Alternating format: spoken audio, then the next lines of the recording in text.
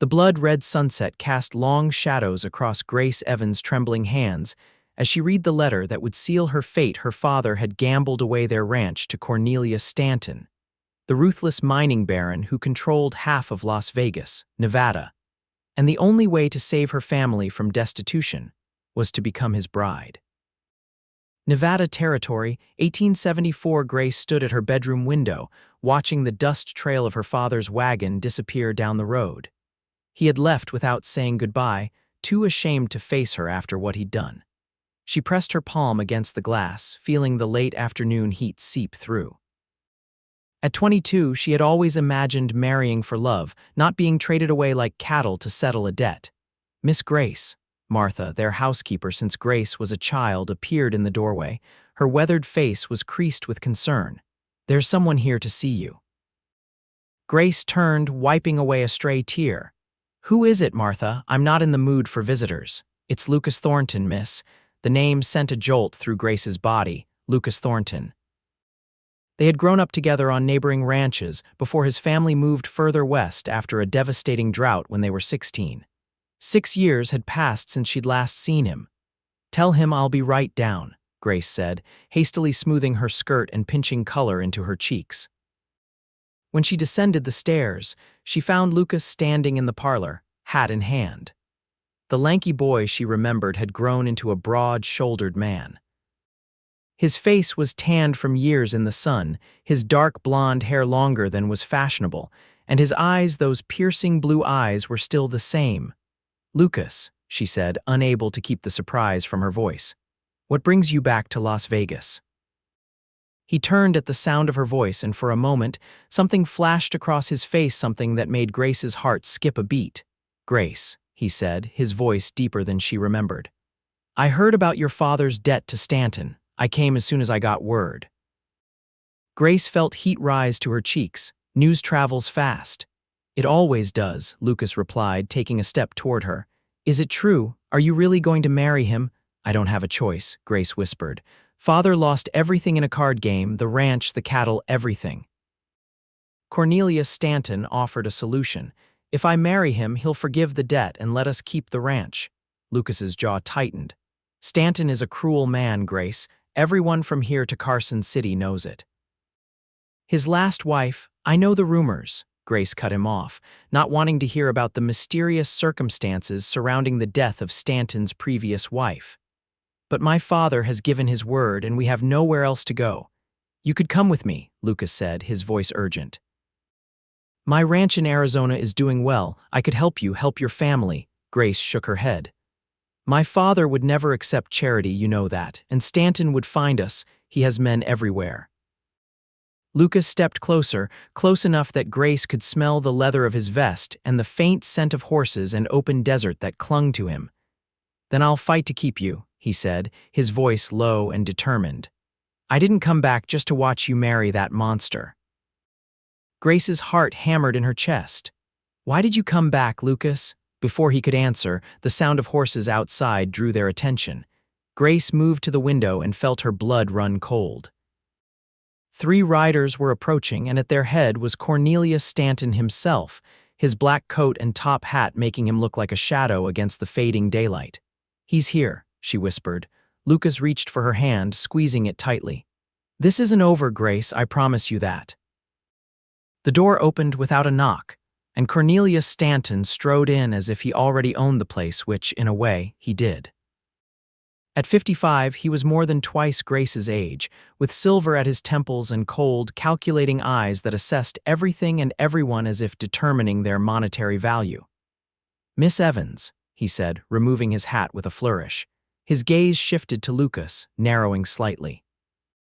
"I wasn't aware you had company." "Mr. Stanton," Grace acknowledged, forcing herself to release Lucas's hand. "This is Lucas Thornton, an old friend." Stanton's thin lips curved into what might have been a smile. "Ah, yes, the Thornton boy. I heard you'd returned to the territory." He turned his attention back to Grace. "I've come to discuss our wedding arrangements. I was thinking this Sunday would be appropriate. The sooner we formalize our union, the sooner I can help your father sort out his unfortunate situation." "This Sunday?" Grace gasped. "But that's only 3 days away." I see no reason to delay, Stanton replied smoothly. Unless, of course, you've reconsidered our arrangement. The threat was veiled but clear. If she backed out now, her father would lose everything. No, Grace said, her voice barely audible. Sunday will be fine. Lucas stepped forward, his posture tense. Mr. Stanton, surely you can give Miss Evans more time to prepare. A wedding should be a joyous occasion, not rushed like a business transaction. Stanton regarded Lucas with cold amusement. But it is a business transaction, Mr. Thornton, one that doesn't concern you. He turned to Grace. My carriage will collect you on Sunday at noon. We'll be married at my estate and you'll move in immediately afterward. He placed his hat back on his head. Good day, Miss Evans. With that, he turned and left, his boots echoing on the wooden floor. When the door closed behind him, Grace sank into the nearest chair, her legs suddenly unable to support her. 3 days, she whispered. In 3 days, I'll be Mrs. Cornelius Stanton. Lucas knelt in front of her, taking her hands in his. Listen to me, Grace. You don't have to do this. There has to be another way. What way, Lucas? She asked, desperation creeping into her voice. My father lost everything. If I don't marry Stanton, we'll be thrown out of our home. Where would we go? What would we do? I told you, I'll help you, Lucas insisted. I didn't come back just for a visit. I came back for you, Grace. Grace stared at him, confusion and hope warring within her. What do you mean? I mean that I've thought about you every day for the past 6 years, Lucas said, his voice thick with emotion. I built my ranch in Arizona thinking of you, planning for you. I came back to ask you to marry me, Grace. Grace felt as if the floor had dropped out from beneath her. You want to marry me? I always have, Lucas said, a sad smile playing on his lips. I was too young, too poor to offer you anything when I left, but now I can. I have a good life, a good ranch, and I want to share it with you. Tears filled Grace's eyes. Lucas, I don't know what to say. Say you'll find a way out of this marriage to Stanton, Lucas urged. Say you'll give us a chance. Before Grace could respond, Martha appeared in the doorway again, her expression grave. Miss Grace, your father's back, and he's not alone. Grace and Lucas followed Martha to the front porch, where Thomas Evans was dismounting from his horse, 2 of Stanton's men flanking him. Grace's father looked haggard, his normally proud shoulders slumped in defeat. Grace, he said, his voice hollow, these gentlemen are here to ensure we uphold our end of the bargain with Mr. Stanton. You mean they're here to guard me, Grace said bitterly. To make sure I don't run away before the wedding. Her father couldn't meet her eyes. It's only for a few days, Grace. Then all our troubles will be over. Lucas stepped forward. Mr. Evans, you can't seriously be considering this. You're selling your daughter to a man old enough to be her father, a man with a reputation for cruelty. Thomas Evans's face flushed with anger and shame. I don't recall asking for your opinion, Thornton. This is a family matter. A family matter, Lucas repeated incredulously. You're treating Grace like she's property to be traded. That's enough, Evans shouted. I've made my decision. Grace will marry Stanton on Sunday, and that's final. He turned to his daughter, his expression softening slightly. It's for the best, Grace. Stanton can give you a life I never could, security, wealth, position in society. But not love, Grace whispered, never love. Her father turned away, unable to face the truth of her words. These men will be staying with us until Sunday. They'll help with the preparations. Grace looked at the 2 men, hard-faced strangers who would now be watching her every move. She felt like a prisoner already. I should go, Lucas said quietly to Grace, but this isn't over. I'll be at the Silver Dollar tonight if you need me. He turned to Thomas Evans. Sir, I hope you reconsider what you're doing to your daughter. With that, Lucas mounted his horse and rode away, leaving Grace feeling more alone than ever. That night, Grace lay in bed, unable to sleep. The house felt different with Stanton's men under the roof, their heavy footsteps occasionally breaking the silence as they patrolled the hallways. She thought of Lucas and his unexpected proposal. In her girlhood fantasies, she had often imagined a life with him. They had been inseparable as children, and as they grew older, those feelings had deepened into something more, though neither had ever spoken of it before he left. But now he was back, offering her everything she had once dreamed of. Yet it seemed too late. Her father had made his deal with the devil, and Grace was the payment. As the first light of dawn filtered through her curtains, Grace made a decision. She couldn't sit passively and allow her life to be decided for her. She needed to talk to Lucas to figure out if there was any way out of this nightmare. While the house was still quiet, Grace dressed quickly and slipped out through her bedroom window, climbing down the trellis as she had done countless times in her youth.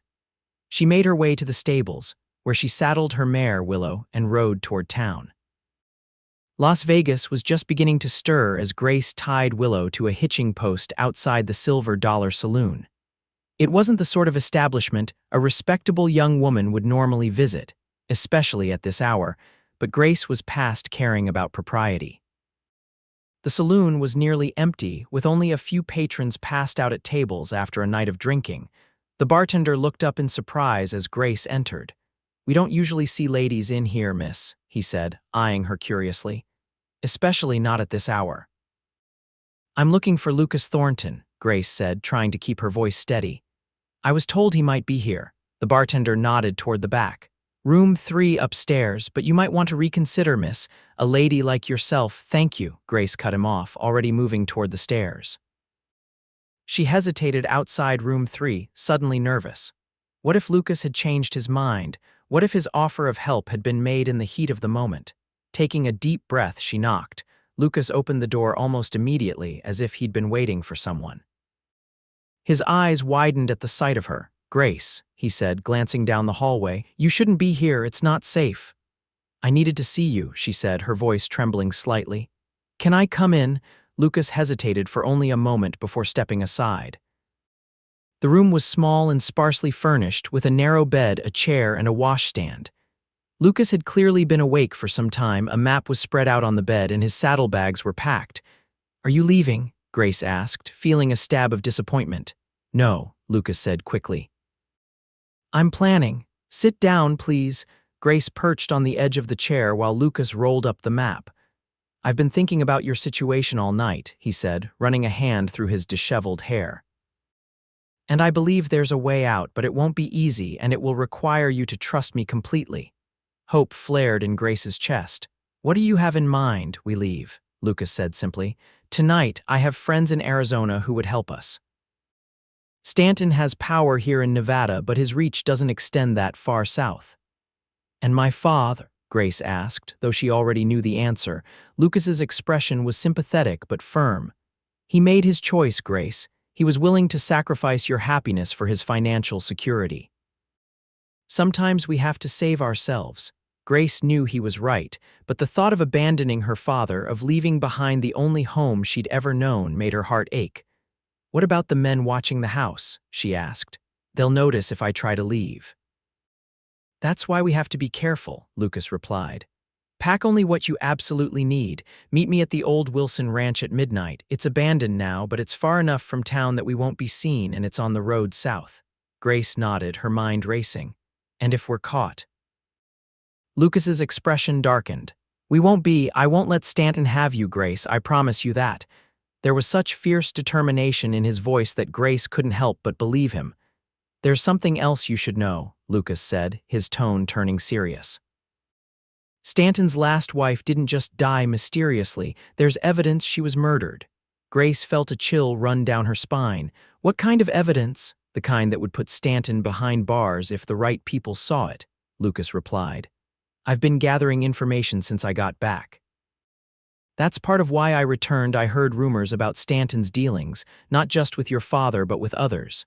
He's been systematically taking over properties throughout the territory, using threats, intimidation, and worse." "If that's true, why hasn't anyone stopped him?" Grace asked. "Because he owns half the law enforcement in Nevada," Lucas said grimly. "And those he doesn't own, he frightens into silence. But that's going to change." He paused, searching her face. "Do you trust me, Grace?" She didn't hesitate. "Yes, I always have."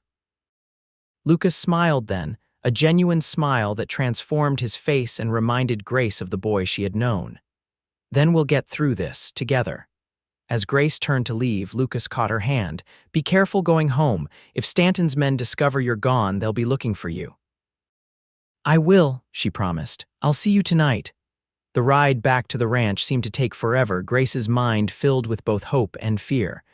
The prospect of escaping with Lucas, of starting a new life far from Stanton's reach, was exhilarating. But the risks were enormous, and the consequences of failure too terrible to contemplate. As she approached the ranch, Grace's heart sank. There were more horses in the yard than when she'd left sleek, expensive animals that could only belong to Cornelius Stanton. He was here, and he'd undoubtedly discovered her absence. Taking a deep breath, Grace rode the final distance to the house. She had barely dismounted when the front door flew open and Stanton himself emerged, his face a mask of controlled fury. "Miss Evans," he said coldly. "How kind of you to join us. Your father and I have been quite concerned about your morning ride." Grace lifted her chin. "I needed some air, Mr. Stanton. I wasn't aware I was already a prisoner." Stanton's smile didn't reach his eyes. "Not a prisoner, my dear, a bride-to-be. And brides-to-be should be more considerate of their fiancés' feelings, especially when those fiancés hold their families' futures in their hands." He gestured toward the house. "Shall we go inside? I've brought some wedding gifts I think you'll find most interesting." With no choice but to comply, Grace followed Stanton into the house. Her father sat at the dining table, looking even more defeated than the day before. Spread across the table were papers, legal documents of some kind, and a velvet-lined box containing a diamond necklace that must have cost a fortune. "Your father and I have been discussing some changes to our agreement," Stanton said, watching Grace closely. "In light of your reluctance, I thought perhaps a more immediate transfer of property might be beneficial. The wedding will now take place tomorrow, not Sunday." "Tomorrow," Grace gasped. "But no arguments, please," Stanton interrupted smoothly. "I've already arranged for the minister to perform the ceremony here at the ranch at noon. More intimate that way, don't you think?" He opened the jewelry box. "This belonged to my mother. It will look stunning with your wedding dress, which I've taken the liberty of having delivered this afternoon." Grace felt trapped, the walls of the room seeming to close in on her. Her chance to escape with Lucas was slipping away. "Mr. Stanton," she began, struggling to keep her voice steady, "I appreciate your generosity, but surely a day's delay would—" "The terms are non-negotiable, Miss Evans," Stanton cut in, his tone hardening. "Either you marry me tomorrow, or your father goes to prison for the considerable debts he owes me." He turned to Thomas Evans. "Isn't that right, Thomas?" Grace's father nodded miserably. "It's true, Grace. I've done things, desperate things, trying to save the ranch. Things that could see me hanged, not just imprisoned." Grace stared at her father in shock. What had he done that was so terrible? "Nothing for you to concern yourself with," Stanton said, as if reading her thoughts. "Just some creative bookkeeping on your father's part. Easily forgiven once we're married." He snapped the jewelry box shut. "I'll leave you to digest this news. My men will remain, of course, to ensure everything proceeds as planned." As Stanton left, he paused beside Grace. "Oh, and should you be considering another morning ride, I should warn you that my men have orders to track you down, and they're very good at their jobs." The threat hung in the air long after Stanton had gone. "What have you done, father?" Grace asked, her voice barely above a whisper. Thomas Evans couldn't meet her eyes. "What I had to keep this ranch. But it doesn't matter now. Stanton has us cornered, Grace. If you don't marry him, I'll hang for forgery and fraud." Grace sank into a chair, her mind racing. Her midnight escape with Lucas now seemed impossible. Stanton's men would be watching her every move, and even if she managed to get away, her father would pay the price. But marrying Stanton was unthinkable. The man was a monster, responsible for the death of his previous wife and who knew what other crimes. What would he do to Grace once she was legally his? As the day wore on, Grace went through the motions of preparing for a wedding she was determined would never take place. The dress arrived as Stanton had promised, an elaborate creation of white satin and lace that must have cost more than their entire ranch. Grace tried it on mechanically, her mind elsewhere, searching for a way out of the trap that was closing around her. That night, as she sat at her dressing table brushing her hair for bed, Grace caught sight of something outside her window, a brief flash of light, there and gone so quickly she might have imagined it. But she hadn't. It was a signal, one she and Lucas had used as children when communicating across their adjoining properties. Heart pounding, Grace moved to the window, careful to stay hidden from view. There, in the shadows of the barn, she could just make out a figure. Lucas had come for her, despite the danger. Grace glanced at her bedroom door. One of Stanton's men was stationed in the hallway, making escape through the house impossible. But her window overlooked the trellis as it had that morning, if she could reach Lucas without being seen. Making a swift decision, Grace changed from her nightgown into a simple dress and boots. She packed a small bundle, a change of clothes, her mother's locket, and what little money she had saved. Then, after writing a brief note to her father explaining her decision, she opened her window and began to climb down the trellis. The night was cool and clear, the moon providing just enough light for Grace to see her way. She moved as quietly as possible, freezing whenever the trellis creaked under her weight. When her feet finally touched the ground, she darted toward the barn, keeping to the shadows. "Lucas," she whispered as she approached the dark structure. A hand reached out from the darkness, pulling her inside. "Grace," Lucas whispered, relief evident in his voice. "I thought you might not be able to get away." "Stanton moved the wedding to tomorrow," Grace explained hurriedly. "He has men watching the house." "If they discover I'm gone, we need to move quickly then," Lucas interrupted. "I have horses waiting behind the barn. We can be halfway to Arizona by dawn if we ride hard." "Lucas, wait," Grace said, catching his arm. "There's more, my father. Stanton says he's committed crimes, forgery, and fraud. If I don't marry Stanton, my father could hang." Lucas's expression darkened. "Stanton's manipulating you, Grace. It's what he does. He finds people's weaknesses and exploits them." "But what if it's true?" Grace insisted. "I can't just leave my father to face that alone." "Listen to me," Lucas said, his voice urgent. "Stanton is more dangerous than you know. I've been gathering evidence against him since I returned. He's not just a cruel man, he's a criminal. He's been forging land deeds, intimidating people off their properties, and worse. His last wife didn't just die, she was murdered when she threatened to expose him." Grace felt the blood drain from her face. "How do you know all this?" "Because I've been working with a U.S. Marshal to build a case against him," Lucas explained. "That's the real reason I came back to Las Vegas. The fact that he's trying to force you into marriage just made it more urgent that we stop him." "A U.S. Marshal," Grace repeated, stunned. "Lucas, what have you gotten yourself into?" "The chance to bring a dangerous man to justice," Lucas replied, "and to save the woman I love from becoming his next victim." "The woman I love." The words sent a shiver through Grace's body. "Where is this Marshal now?" she asked. "Waiting for us at the Wilson Ranch with the evidence we've gathered," Lucas said. "If we leave now, we can reach him by midnight and he can take the case to the territorial governor tomorrow. Stanton's influence is powerful, but even he can't override federal authority." Hope flickered in Grace's heart. "So we don't have to run away. We can stop Stanton legally." "If the evidence is enough, yes," Lucas nodded. "But we have to move now before Stanton's men realize you're gone." As if on cue, a shout came from the direction of the house. "She's not in her room." "Check the grounds." "They've discovered I'm missing," Grace gasped. "Lucas, we have to go." Lucas grabbed her hand and they raced to the back of the barn where two horses waited, already saddled. In one fluid motion, Lucas helped Grace mount before swinging into his own saddle. "Stay close to me," he instructed as they urged their horses into a gallop. Heading away from the ranch and toward the hills behind them, Grace could hear the commotion as Stanton's men organized a search. Lanterns flickered in the darkness, and the sound of horses being hastily saddled carried through the night air. They rode hard, the desert landscape flying by in a blur of shadowy shapes.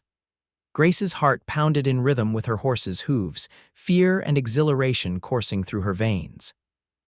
She had never done anything so reckless, so defiant in her life. After what seemed like hours but was probably only minutes, Lucas led them into a narrow canyon, following a path that was barely visible in the moonlight. The horses slowed to a walk, picking their way carefully over the rocky terrain. "This route isn't on any map," Lucas explained in a low voice. "It's an old Indian trail. Stanton's men won't find us here." The canyon walls rose high on either side, providing cover from anyone who might be searching for them. As they emerged on the other side, the abandoned Wilson Ranch came into view, a collection of weathered buildings silhouetted against the night sky. A single light burned in the main house, indicating that someone was waiting for them. As they approached, the door opened and a man stepped out, hand resting on the gun at his hip. "Thornton," the man called out. "That you?" "It's me, Marshall," Lucas replied, dismounting and helping Grace down from her horse. "And I've brought Miss Evans with me." Marshal Daniel Cooper was a tall, lean man with graying hair and shrewd eyes that assessed Grace quickly. "Miss Evans," he acknowledged with a nod. "Thornton here tells me you're in a bit of trouble with Cornelius Stanton. He's forcing me to marry him to settle my father's debts," Grace explained, still trying to process everything that had happened in the last few hours. "And Lucas says he murdered his last wife." The marshal's expression turned grim. "We believe so, yes. We also believe he's responsible for the disappearance of several homesteaders who refused to sell their land to him, as well as a judge who ruled against him in a property dispute." "We need to show her the evidence," Lucas urged, guiding Grace into the house. Inside, the front room of the abandoned ranch house had been turned into a makeshift investigation headquarters. Maps covered one wall, with red pins marking various properties throughout the territory. A table was strewn with documents, land deeds, bank records, and what appeared to be witness statements. "This is everything we've gathered over the past 6 months," the marshal explained, gesturing to the table. "Stanton's been building an empire by forcing people off their land through threats, violence, and fraud. Those he can't intimidate, he eliminates." "And my father," Grace asked hesitantly, "is he involved in Stanton's crimes?" Marshal Cooper and Lucas exchanged a look. "Your father made some bad decisions, Miss Evans," the marshal said carefully. "He borrowed money from Stanton, knowing the man's reputation. When he couldn't repay it, he signed over mineral rights to your ranch that weren't legally his to give. That's fraud, technically, but he was under duress." "So Stanton was telling the truth," Grace said softly. "My father could go to prison." "Not if we stop Stanton first," Lucas said firmly. "The marshal has enough evidence to arrest him for far more serious crimes. Once Stanton is in custody, the charges against your father will likely be dropped, especially given the circumstances." Grace sank into a chair, overwhelmed by the revelations. "And if we fail, if Stanton finds us before you can arrest him?" "He won't," Lucas assured her, kneeling beside her chair. "The marshal is riding for Carson City at first light with the evidence. The territorial governor will issue a warrant for Stanton's arrest by tomorrow afternoon." "Which means you and Lucas need to stay hidden until then," Marshal Cooper added. "Stanton's men will be searching for you and they won't be gentle if they find you." "We can't stay here," Lucas pointed out. "It's too obvious. Stanton will check all the abandoned properties in the area." The marshal nodded. "I've arranged for you to stay with the Wilcoxes. Their farm is about 5 miles east of here, well off the main roads. Stanton's men won't think to look there." "The Wilcoxes," Grace repeated, trying to place the name. "Good people," Lucas explained. "Mr. Wilcox used to work for the railroad before Stanton had him fired for refusing to approve an unsafe bridge design. They've been helping us gather evidence." "We should leave now," the marshal urged, looking out the window. "I don't like the idea of staying in one place too long with Stanton's men on the hunt." They quickly gathered the evidence, securing the most crucial documents in the marshal's saddlebags. Within minutes, they were on their horses again, riding east across the desert under the cover of darkness. The Wilcox farm was a modest homestead nestled in a small valley, protected from view by a ridge of rocky hills. A dog barked as they approached, alerting the household to their presence. Robert Wilcox, a sturdy man with a friendly face, met them at the door, shotgun in hand. "Marshal Cooper," he greeted, lowering the weapon. "We weren't expecting you until morning." "Change of plans," the marshal replied grimly. "Stanton's men are searching for Miss Evans. We needed a safe place to lay low." "Of course, come in," Wilcox said, stepping aside to let them enter. His wife, Sarah, was already up, stoking the fire and putting on coffee. "Miss Evans can stay in our daughter's room," Sarah offered. "She's away visiting her sister in Reno." "Thank you," Grace said gratefully, suddenly aware of how exhausted she was. The events of the day had taken their toll. As Sarah showed her to a small but comfortable bedroom, Grace caught a glimpse of Lucas and the marshal in deep conversation with Robert Wilcox. They were planning something, and whatever it was, it involved Stanton. "You're safe here, dear," Sarah assured her, misinterpreting her worried expression.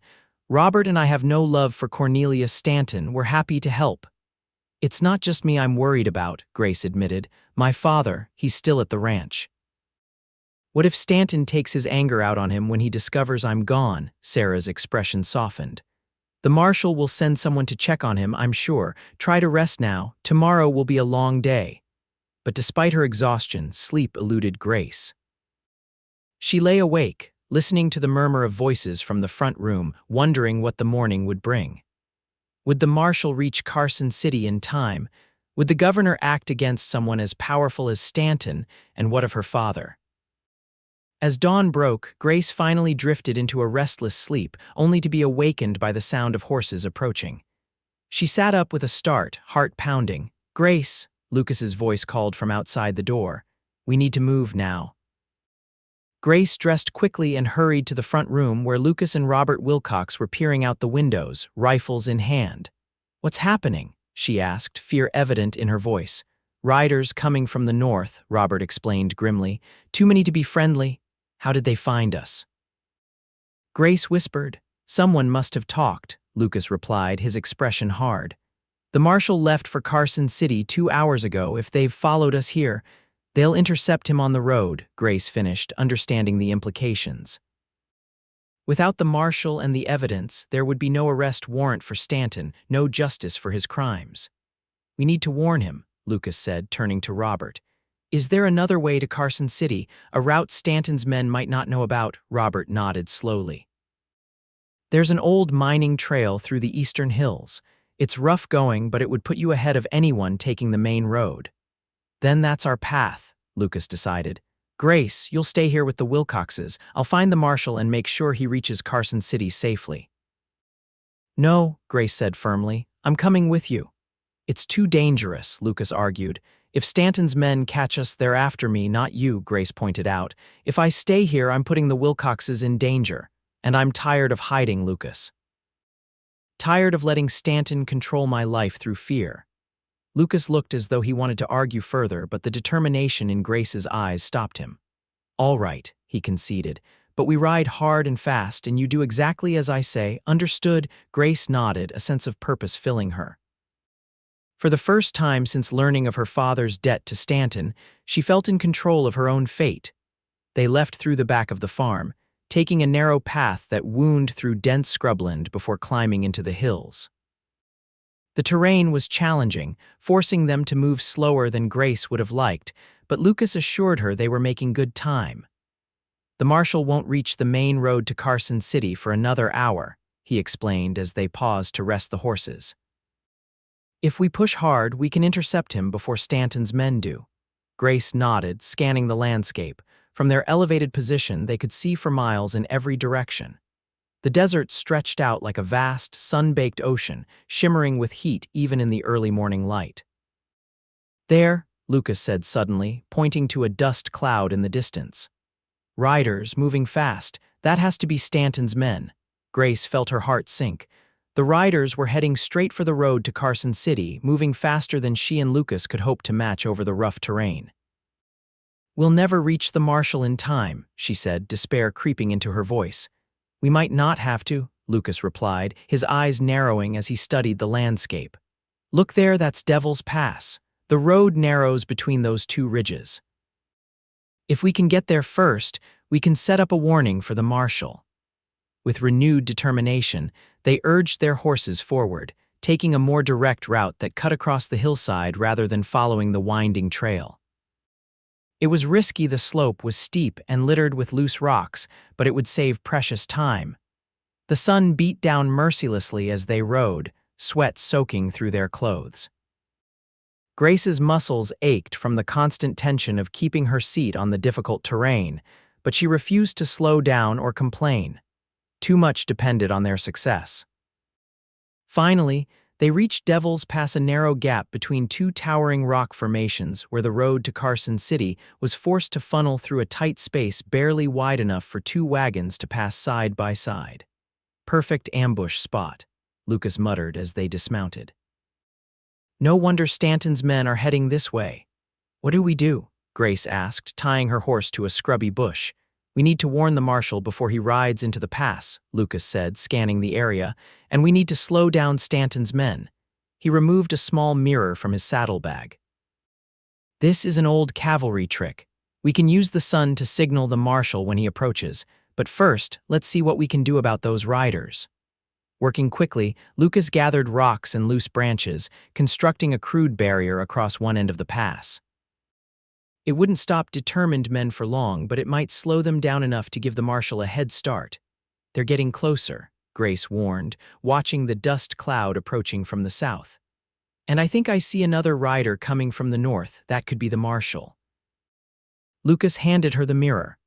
Flash this toward the northern rider, 3 short flashes, then 3 long ones. It's an old signal for danger. Then get back on your horse and be ready to ride. If this doesn't work, we'll need to move fast. Grace positioned herself on a high rock, angling the mirror to catch the sun's rays. As the lone rider approached from the north, she signaled as Lucas had instructed. To her relief, the rider slowed, then veered off the road, approaching cautiously. It was Marshal Cooper. He recognized them immediately, reining in his horse beside their makeshift barrier. "Thornton," he called out, his expression grave. "What's happening?" "Stanton's men," Lucas explained quickly. "They're headed this way, at least 6 riders. They must have found out about our plan." The marshal cursed under his breath.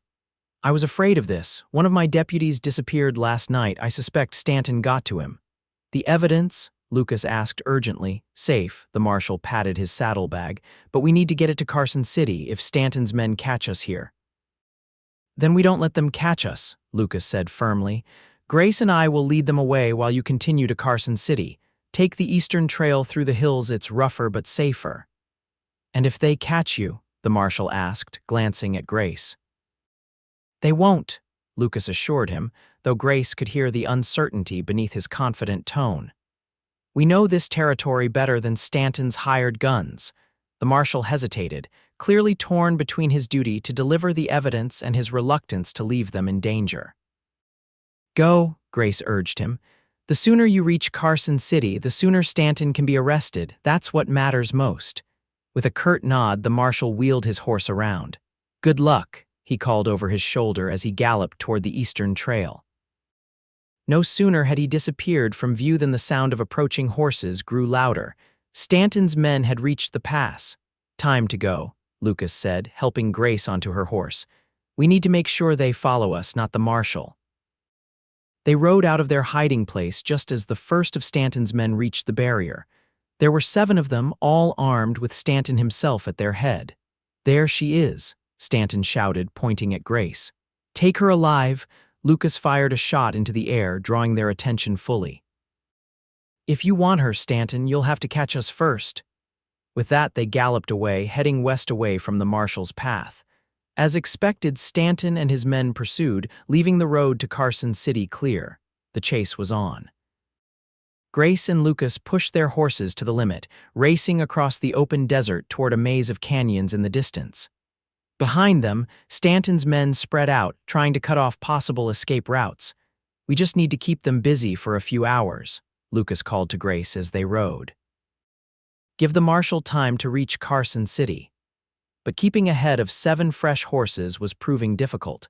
Grace's mare was tiring, struggling to maintain the pace over the increasingly rocky terrain. One of Stanton's men was gaining on them, his horse a powerful black stallion that ate up the distance with each stride. "Lucas," Grace cried in warning as the rider drew within shooting range. A shot rang out, the bullet kicking up dust just yards to their right. The man was firing warning shots, trying to force them to stop rather than risk hitting Grace. Lucas veered suddenly toward a narrow canyon entrance, barely visible among the rocks. "This way," he shouted. "The canyon narrows ahead. They won't be able to follow all at once." Grace followed him into the canyon, the walls rising steeply on either side. As Lucas had predicted, the passage quickly narrowed, forcing them to ride single file.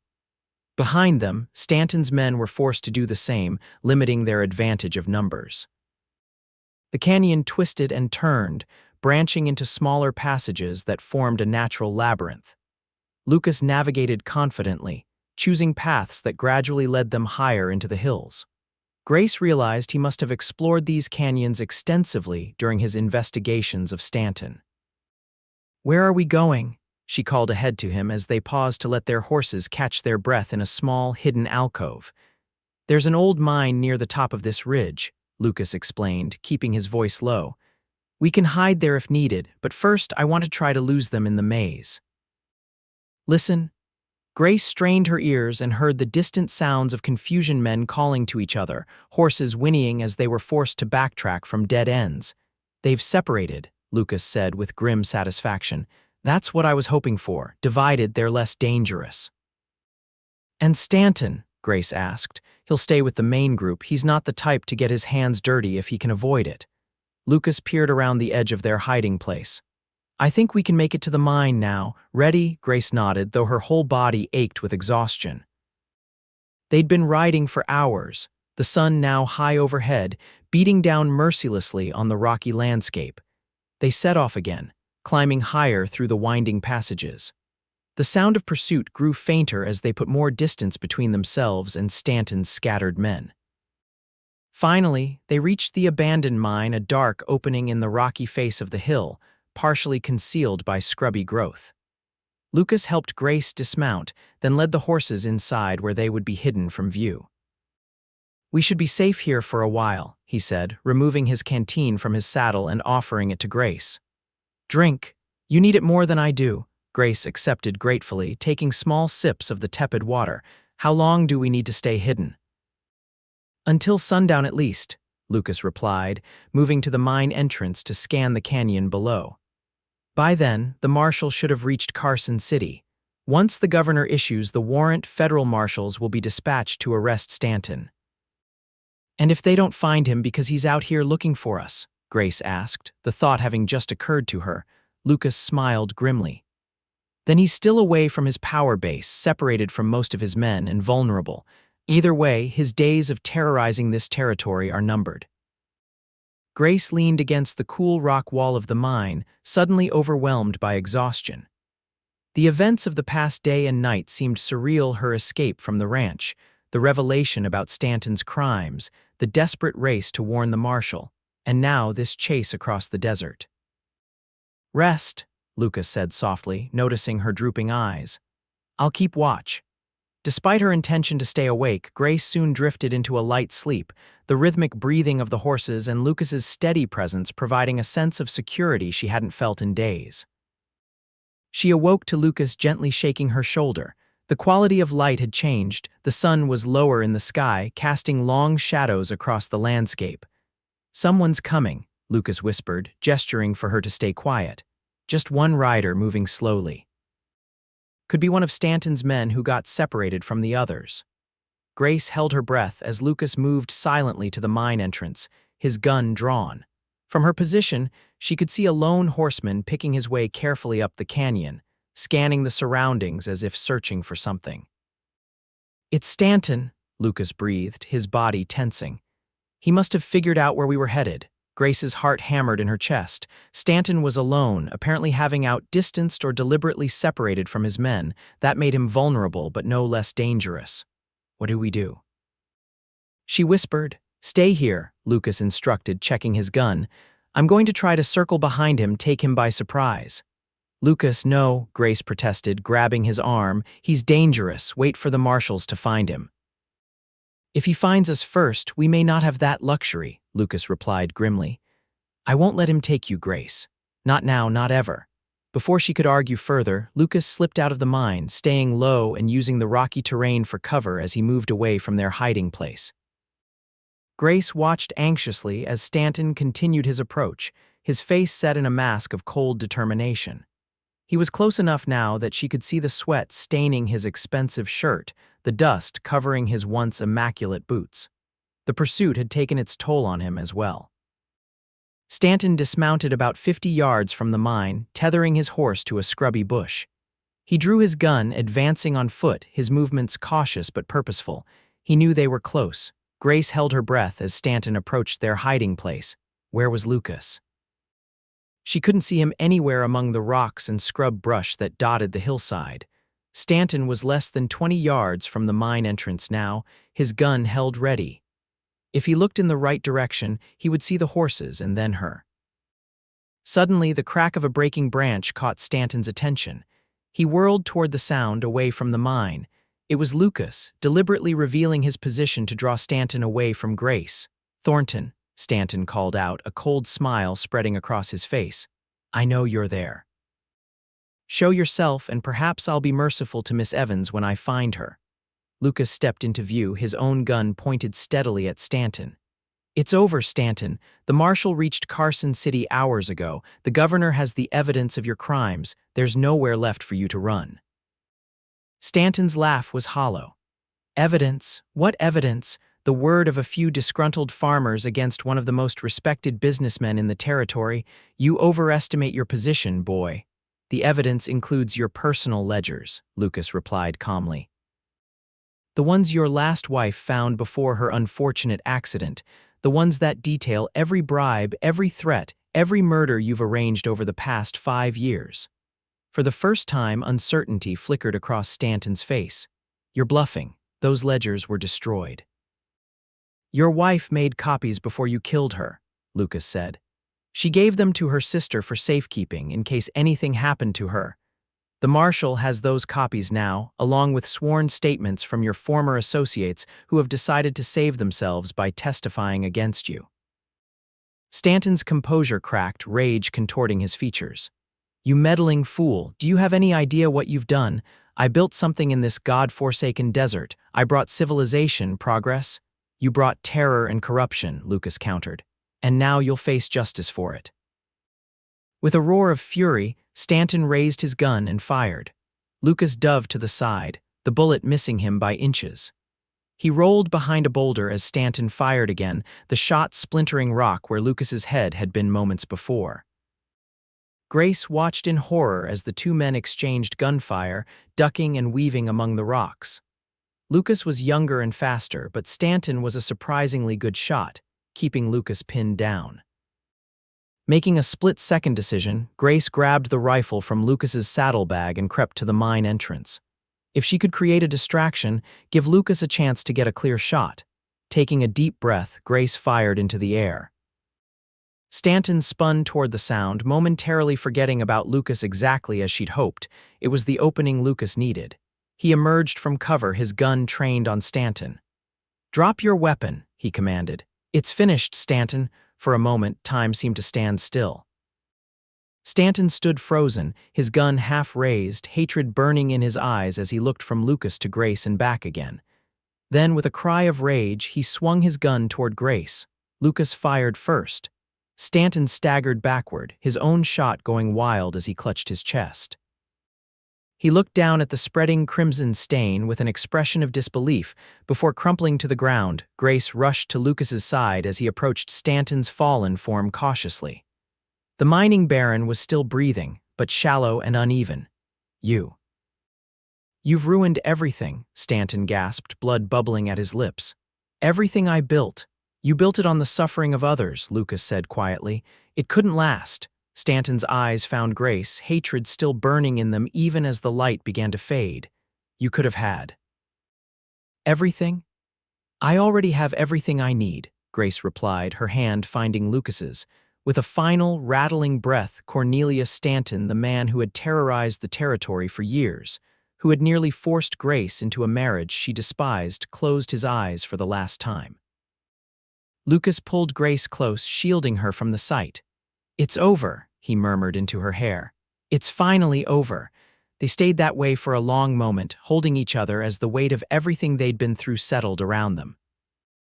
Then in the distance, they heard the sound of approaching horses. "That could be Stanton's men," Grace said anxiously, pulling away. Lucas shook his head, listening. "Too many horses moving in formation. That's the marshals from Carson City." He was right. Within minutes, a group of riders appeared in the canyon below, led by Marshal Cooper himself. They made their way up to where Grace and Lucas waited beside Stanton's body. "I see we're too late for the arrest," the marshal observed grimly as he dismounted. "He didn't give us much choice," Lucas explained. He was going to shoot Grace. The marshal nodded, understanding. The governor issued the warrant as soon as he saw the evidence. Stanton's empire is falling apart as we speak. His men are being rounded up throughout the territory. "And my father?" Grace asked anxiously. "Is he safe?" "He's fine," the marshal assured her. A bit shaken but unharmed, Stanton's men at your ranch surrendered without a fight when they heard their boss was being pursued by federal marshals. Relief washed over Grace like a cool desert rain. It was truly over. Stanton was dead, his reign of terror ended. Her father was safe and she was free. As the marshals took charge of Stanton's body and the scene, Lucas led Grace away, back to where their horses waited patiently in the mine. What happens now? Grace asked softly as they prepared to ride down to join the marshal's party. Lucas took her hand, his touch gentle yet strong. "That depends on you, Grace. I meant what I said before. I came back for you not just to help bring Stanton to justice. I love you, I think I always have." Grace felt tears spring to her eyes, but they were tears of joy, not sorrow. "I love you too, Lucas. I think part of me has been waiting for you to come back all these years." "Then marry me," Lucas said simply. "Come to Arizona with me. We'll build a life together, away from the shadows that have hung over this place." "Yes," Grace whispered, her heart full. "Yes, I'll marry you, Lucas Thornton." He kissed her then, a kiss that held the promise of all the years to come, of the life they would build together far from the ghosts of the past. 1 month later, Grace stood on the porch of Lucas's ranch house in Arizona, watching the sunset paint the desert in hues of gold and crimson. So much had changed in such a short time. Stanton's death had exposed the full extent of his criminal empire, leading to the arrest of corrupt officials throughout Nevada territory. Grace's father, facing his own part in the events with newfound courage, had sold the ranch in Las Vegas and used the money to start a small business in Arizona, not far from Grace and Lucas. "Penny for your thoughts, Mrs. Thornton," Lucas said, joining her on the porch and slipping his arm around her waist. Grace smiled up at her husband, still marveling at how right it felt to be called by his name. Their wedding had been small but joyful, attended by the Wilcoxes, Marshall Cooper and Grace's father, who had given her away with tears in his eyes and genuine happiness for her future. "I was just thinking about how different things might have been," she replied, leaning into his embrace. "If you hadn't come back when you did, if you hadn't fought to keep me. I would have searched for you forever," Lucas said simply, "across every territory if necessary." Grace turned in his arms to face him fully. "Well, you found me, and I'm never letting you go again." As the last light of day faded from the sky, Lucas and Grace Thornton stood together, their silhouettes merging into one against the backdrop of their new home. The past, with all its darkness, was behind them, and before them stretched a future as vast and full of promise as the Arizona desert, itself a future they would face together. Bound by a love that had survived separation, danger, and the cruel machinations of a man who had never understood that true wealth lay not in mines or land or power, but in the heart of another who loved you completely. In the years that followed, their ranch prospered. They welcomed 2 sons and a daughter, raising them with stories of courage and the importance of standing up for what was right, no matter the cost. And though they never returned to Las Vegas, they kept in touch with those who had helped them in their darkest hours, the Wilcoxes, Marshall Cooper, and others who had stood against Cornelius Stanton's tyranny.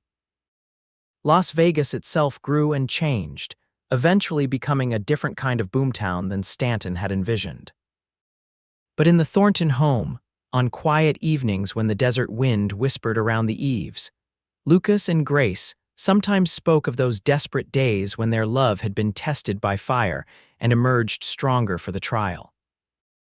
And when their children asked how they had fallen in love, Lucas would always begin the story the same way. "It started when a cruel man tried to take your mother away, and I said the only thing I could, I'll fight to keep you." To which Grace would always add with love shining in her eyes, "And he did."